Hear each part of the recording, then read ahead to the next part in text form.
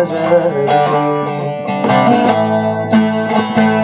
Seyahat olup şu an gezerim.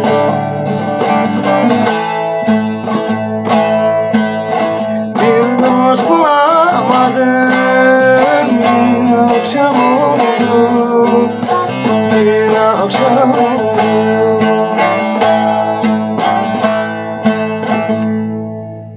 Kendi efkarımdan okur yazarım. Bir dost bulamadım, bir akşam oldu. Kendi efkarımdan ya dost okur yazarım.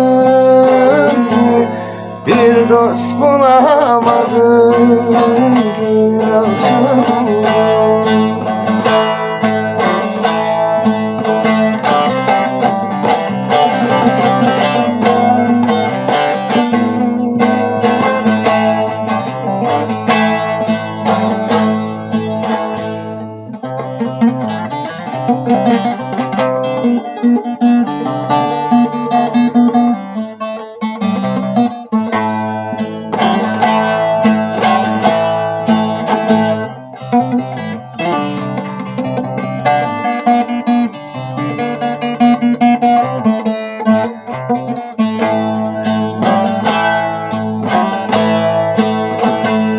Bilmem amelimden yoksa özümden.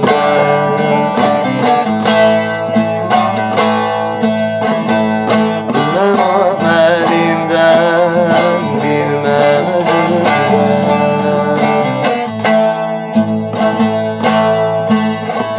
Affettikçe akar yaşlar gözümden, yaşlar gözümden.